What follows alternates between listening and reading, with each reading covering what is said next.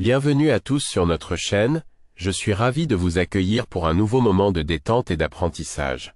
Avant de plonger dans notre histoire du jour, n'oubliez pas de vous abonner. C'est un petit geste qui fait toute la différence pour soutenir ce contenu et vous permettre de progresser ensemble en français. Installez-vous confortablement, détendez-vous et laissez-vous emporter par le récit que je m'apprête à vous conter.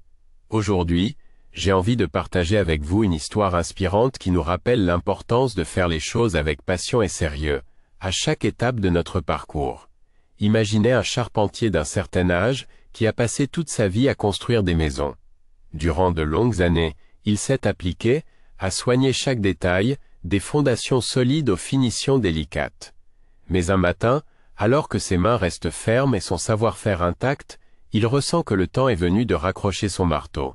Il se tourne donc vers son employeur, presque comme un ami de longue date, et lui annonce qu'il souhaite partir à la retraite pour profiter d'un rythme plus paisible, peut-être s'occuper de son jardin, prendre le temps de lire, ou tout simplement apprécier la vie au ralenti. Seulement, l'employeur, très attaché à ce charpentier consciencieux, lui fait une dernière demande. Construire encore une maison, une seule, en guise de faveur personnelle. Le charpentier, un peu à contre-cœur, accepte. Après tout, il a encore quelques forces et il sait que son employeur a toujours compté sur lui. Pourtant, on sent bien dans son cœur que l'étincelle de la motivation n'y est plus vraiment. Son esprit est déjà tourné vers la retraite, vers ces matins où il prendra le café sans se soucier des horaires de travail. Alors, pour cette ultime maison, il se permet quelques raccourcis, utilise des matériaux de moins bonne qualité, bâcle certains détails, et construit d'une manière qu'il n'aurait jamais tolérée auparavant. Les murs sont moins solides, les jointures moins bien finies, et chaque coup de marteau résonne davantage comme une corvée que comme une fierté. Le jour où la maison est achevée, il tend les clés à son employeur avec un soulagement un peu trop évident dans le regard. C'est alors que ce dernier, au lieu de les garder, lui remet calmement la clé de la porte d'entrée en disant « Voici ta maison. C'est mon cadeau pour te remercier de toutes ces années de travail. » Le charpentier est stupéfait. Il comprend qu'il va vivre dans cette maison qu'il a construite à la hâte, cette maison qu'il a négligée. Les regrets sont immédiats. S'il avait su que cette maison serait la sienne, il l'aurait bâtie avec tout son soin habituel, en choisissant les meilleurs matériaux, en veillant à chaque détail. C'est une histoire qui résonne pour chacun de nous, surtout lorsque l'on se lance dans un grand projet. De la même manière que le charpentier a construit sa dernière maison pour lui-même sans le savoir. Chaque fois que nous travaillons sur notre propre apprentissage, nous bâtissons quelque chose qui nous appartient. Or, il est parfois tentant d'aller au plus rapide, de faire juste assez pour avancer. Mais si nous savions que le résultat final serait réellement notre maison, nous ferions les choses différemment, n'est-ce pas? Lorsque vous apprenez le français, par exemple, il peut être facile de sauter certaines étapes. On se dit qu'on reverra plus tard les règles de grammaire qui semblent trop complexes, ou qu'on se concentrera davantage sur la prononciation un autre jour. Mais chaque effort que vous fournissez maintenant, chaque phrase que vous construisez avec soin, chaque mot nouveau que vous adoptez enrichit la maison que vous êtes en train de bâtir. Votre propre maîtrise du français. Ce sont des briques invisibles qui, mises bout à bout, forment une structure solide. Pendant que j'étais moi-même apprenant, j'aimais lire des magazines simples et écouter des chansons en français. Les paroles s'imprégnaient dans ma tête et sans m'en rendre compte, je progressais dans mon vocabulaire et ma compréhension.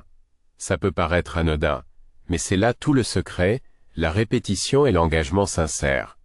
Comme le charpentier qui, s'il avait eu plus de temps et plus d'élan, aurait consolidé chaque poutre de son toit, vous pouvez consolider chaque aspect de votre français en y mettant un peu d'enthousiasme et de régularité. Au lieu de réciter mécaniquement des verbes, pourquoi ne pas inventer de petites histoires dans lesquelles chaque verbe prend vie? Au lieu de vous forcer à mémoriser du vocabulaire de façon rigide, vous pouvez vous amuser à repérer chaque jour quelques mots dans un film ou dans un livre et à les réutiliser aussitôt dans une conversation. Vous pouvez imaginer que chaque mot nouveau devient une brique plus solide dans votre édifice linguistique. Ainsi, lorsque vous aurez besoin de vous exprimer, tout sera déjà bien ancré, comme un mur sain et robuste.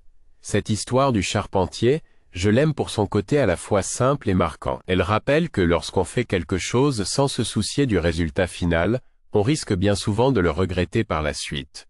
Or, quand on se dit « ce que je fais maintenant, je le fais pour moi-même, la perspective change immédiatement.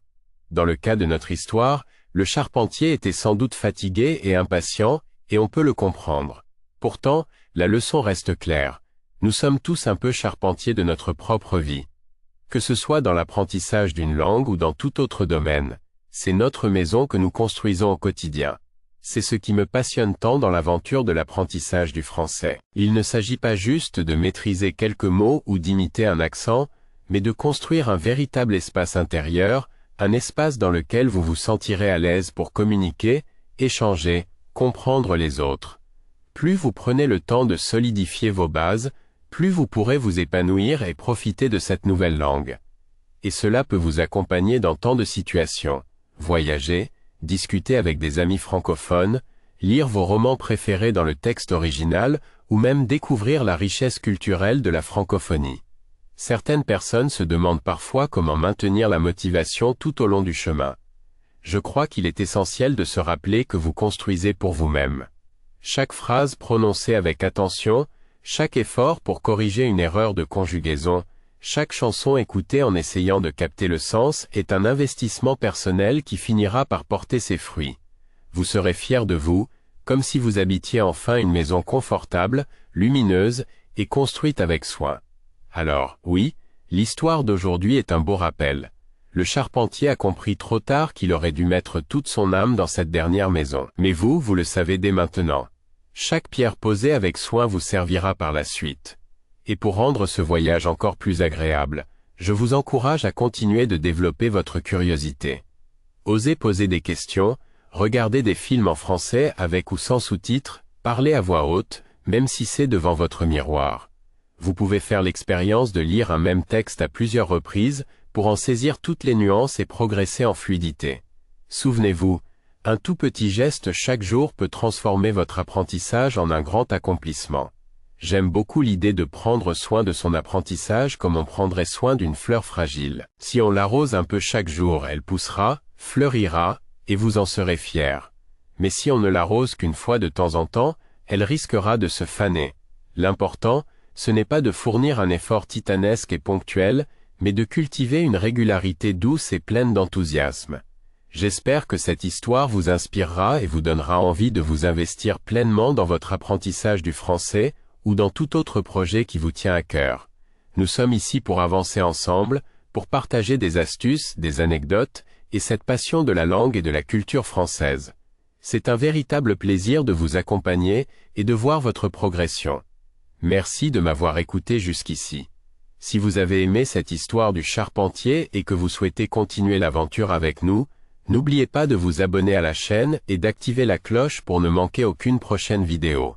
Votre soutien est vraiment important, et c'est en restant soudés que nous pourrons bâtir une communauté d'apprenants solide et bienveillante. Prenez soin de vous, construisez avec passion la maison de votre apprentissage, et à très vite pour une nouvelle histoire. Point.